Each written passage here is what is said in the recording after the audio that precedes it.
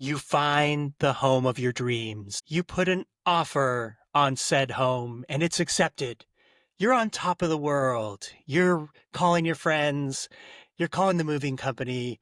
You're ready to move in. You can see yourself on the porch, drinking some coffee, hearing the birds, going inside to the comfy bedroom, flopping on the couch in the living room.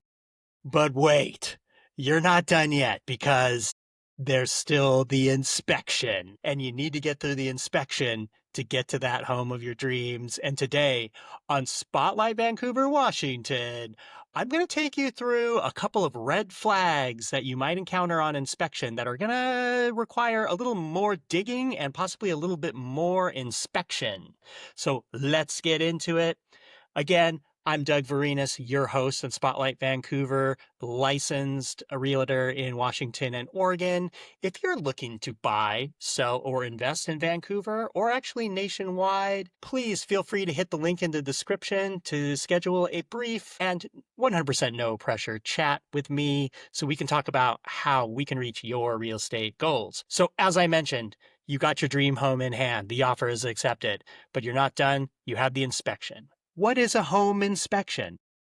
Well, it seems simple, but really it's someone, a trained home inspector who's going to come by at your expense to kick the tires on your potential new home. And they're going to give you an overview on your home's condition and some possible warning signs and things to look into a little more.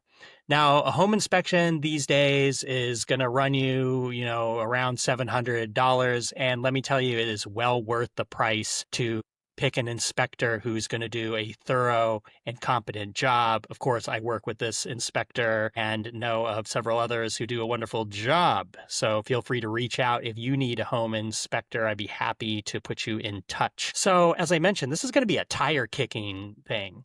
And so I think the trap a lot of people get into is they have a home inspection, they get the results back, and things come up down the line that may have been sort of alluded to in the inspection, but the poop really didn't hit the fan for, maybe a month, couple months down the line, because the inspection, as thorough and competent as it could and should be, does not always tell you the whole story. And the mistakes I've seen people make is that they rely on that. They overly rely on that one inspection to give them all the information they need as to the condition of their home, and then they move forward. But what happens is they lose bargaining leverage because they're not uncovering all the things that could possibly be going on with this home, because a lot of times you need further inspection. And so always get an inspection, always get a sewer scope. And I'm going to take you through some red flags that are going to come up during inspection, that when you see these red flags, you need further inspection. And yes, that is going to cost you some more money, typically $250, $350-ish. Sometimes it can be free if it's part of a quote, but this is going to be an investment. So remember, as a home buyer, you are an owner and an investor. And so your mindset has to shift from, oh, I have to spend $250 on this. Well, I'm not going to do that. I'm going to save me some bucks, to I'm investing in this further inspection to find out what condition my home is, to save me possibly thousands down the line. And that's really what it's all about, is getting all the information you need to make an educated decision and to provide that leverage when bargaining, because the inspection isn't just window dressing for you to find out what's going on. You're going to come back to the seller and ask for some of these repairs, depending on what they are. So you really need to dig deep, and the home inspector is not a specialist in a lot of these areas. So let's get into these red flags. And first on my list, and this isn't for every home, but this is going to be radiant ceiling heat. Never heard of this before? Well, neither did I until I did. It's typically seen in like 70s, maybe early 80s homes, and it's actually heat coils, like a mat that's installed into your ceiling, and it heats up, and it actually does a surprisingly good job of warming a house. And because Washington has some of the least expensive electricity in the nation, it's fairly cost effective. So, when it works, it's great.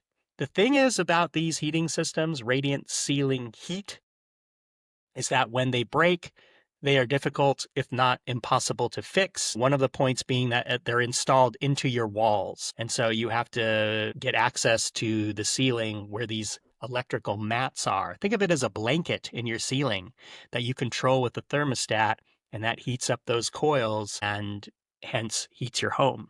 This isn't found in a large amount of homes, but in the homes that it is found in, I would really plan on getting a heat pump in these situations because these heating mats, this radiant ceiling heat will fail. It's pretty much inevitable. When it works, it's great.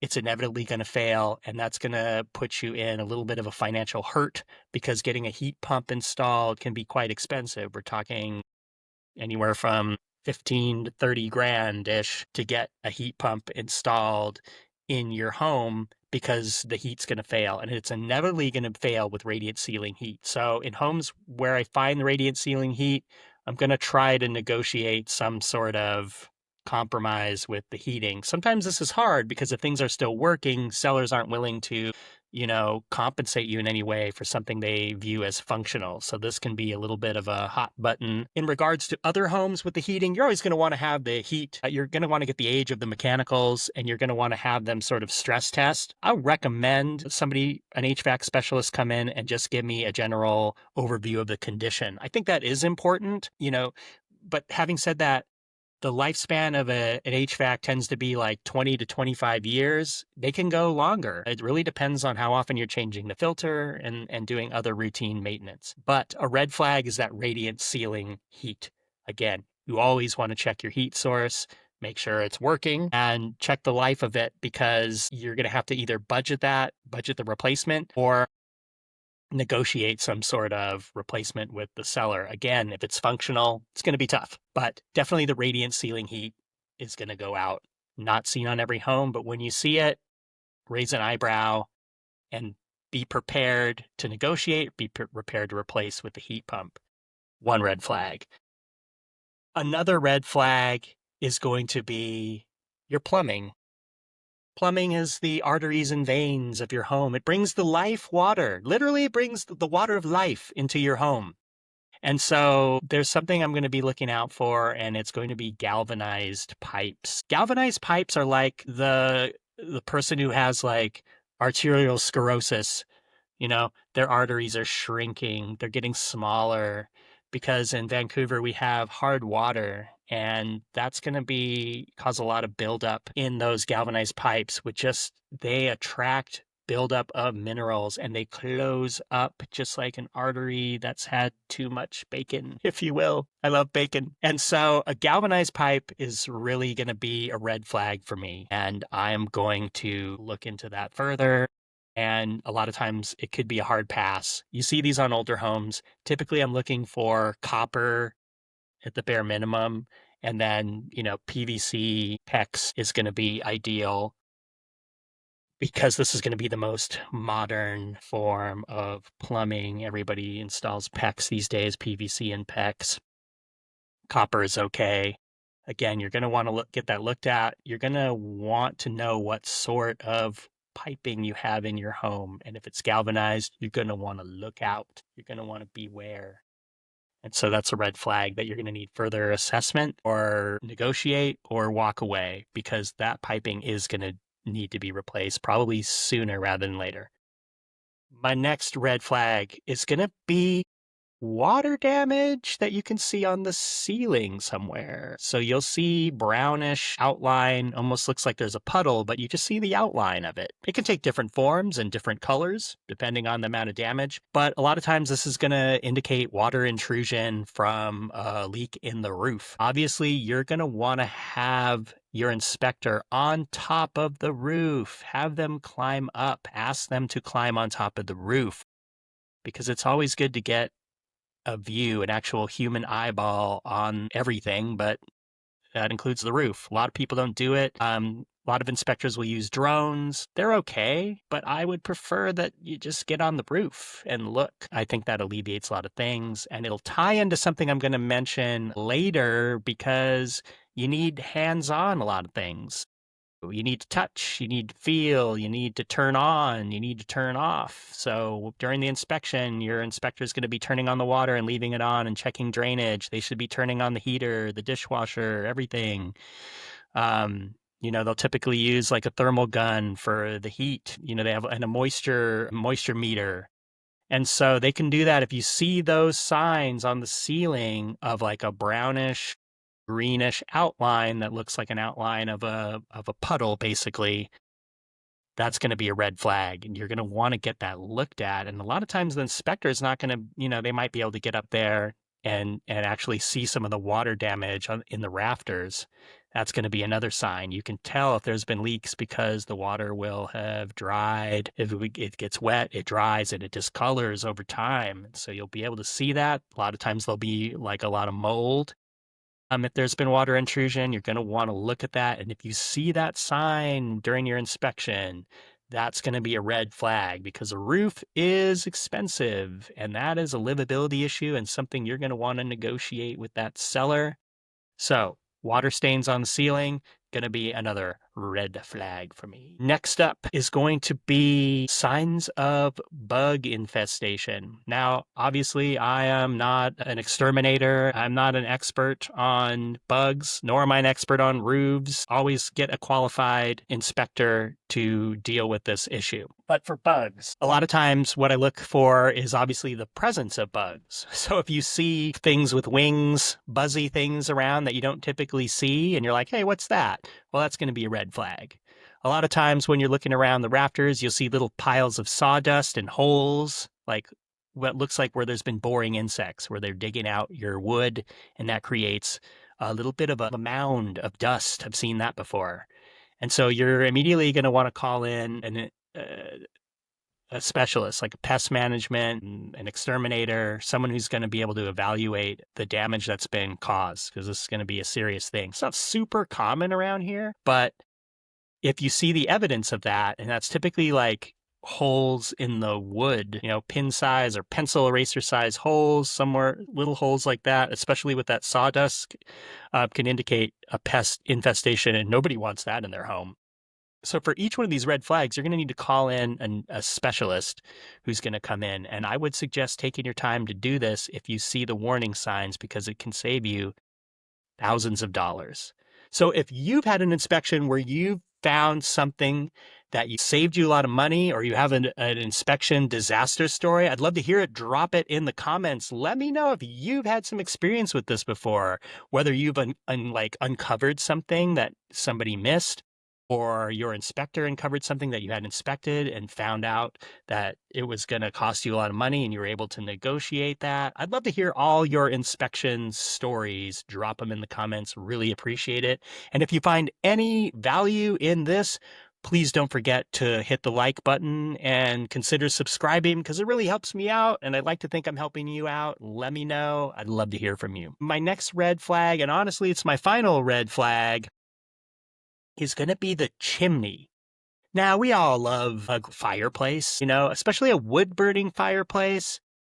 There's something about having a fire that just touches us from a long, long time ago. I think evolutionarily, it touches us, and we see a fire and we stare at it. A gas fire is nice too, but something about a wood-burning fire, there's nothing that you can compare to that. It says coziness, it says home, there's a smell, there's a noise.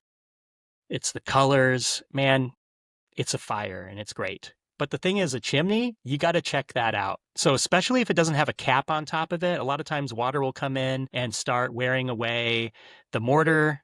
So you really want to have this checked out by a professional.